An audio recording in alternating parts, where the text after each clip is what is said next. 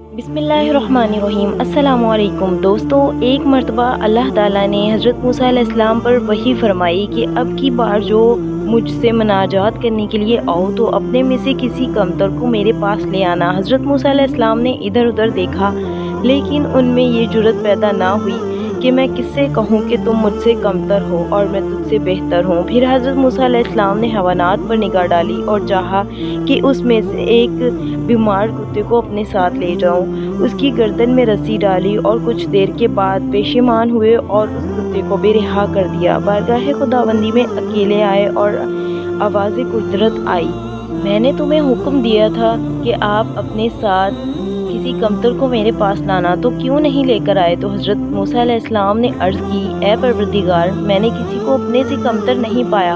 आवाज़ कुदरत आई, मुझे अपनी इज़्ज़त और जलाल की कसम, अगर तुम किसी को लाते तो उस वक्त को बुलंदी देता और तेरा नाम अंबिया की फहरिस्त से खारिज कर देता। बनी इसराइल में एक गुनाहगार शख्स रहता था और लोगों को उससे सख्त नफरत थी।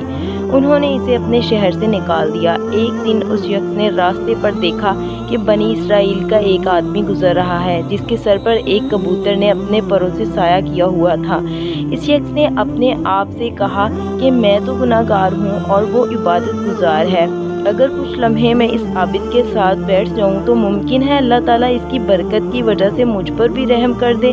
दिल में सोचने के बाद वो इस आबिद के पास गया। जब आबिद ने उस शख्स को अपने पास बैठा हुआ देखा तो कहने लगा कि ये क्या माजरा है, मैं इस कौम का सबसे बड़ा आबिद हूँ, ये इंतहाई गासिब है, इसकी ये जुर्रत कि मेरे पास आकर बैठ जाए। आबिद ने इस शख्स से मुंह मोड़ लिया और उससे कहा कि जनाब, आप यहाँ से उठकर चले जाएं। अल्लाह ताला ने इस ज़माने के नबी को वही की कि दोनों अफराद के पास जाओ और उसे कहो कि अपने अमाल का हिसाब भी सुन लो। अल्लाह फरमा रहा है कि मैंने इस गुनाहगार शख्स के तमाम गुनाह माफ़ कर दिए हैं और मैंने इस आबिद के तमाम नेकियां तकब्बुर की वजह से ख़त्म कर दी हैं। शेख सईदी रज़ी अल्लाह ताला अन्हा फरमाते हैं कि एक बादशाह के कुछ बेटे थे, जिनमें से एक बेटा कद में छोटा, बदसूरत और कमज़ोर था, जबकि उसके बाकी बेटे खूबसूरत, लंबे कद के और तंदुरुस्त और तवाना थे। एक दिन बादशाह ने अपने उस बेटे को हकारत की नज़र से देखा।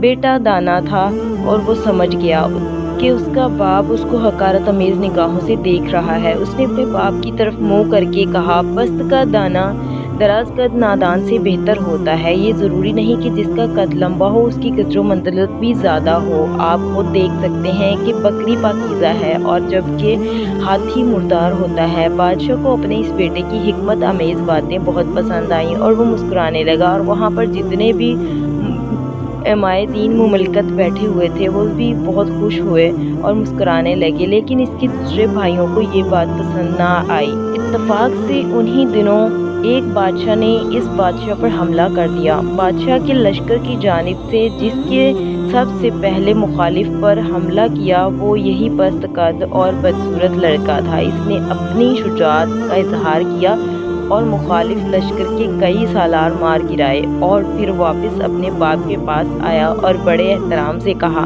अब्बा जान, कमज़ोर घोड़े मैदान जंग में काम आए हैं।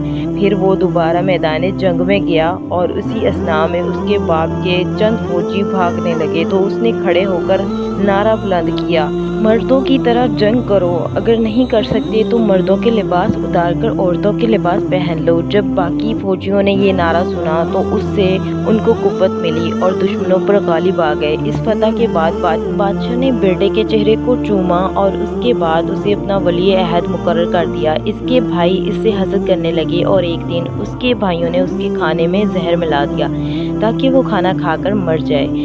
लेकिन जब वो जहर मिला रहे थे तो उसकी बहन दरीचे में खड़ी ये सारा माजरा देख रही थी। जब खाना उस पस्त कद और बदसूरत लड़के के सामने रखा गया तो उसकी बहन ज़ोर ज़ोर से दरवाजे को हिला रही थी और वो समझ गया। उसने वो जहर आलूदा खाना ना खाया। जब उस वाक़े की इत्तला बादशाह को मिली तो उसने अपने दूसरे बेटों को मुल्क के दूर दराज इलाकों में भेज दिया। दोस्तों, इस واقعے سے ہمیں یہ سبق ملتا ہے کہ لالچ بہت بری بلا ہے۔ ہمیں اللہ تعالیٰ کا ہر حال میں شکر ادا کرنا چاہیے۔ اللہ تعالیٰ نے ہمیں جتنی نعمتوں سے نوازا ہے، ہمیں اس کا شکر ادا کرنا چاہیے اور اپنی زندگی آرام و سکون سے گزارنی چاہیے اور کبھی بھی کسی کو خود سے کمتر نہیں سمجھنا چاہیے۔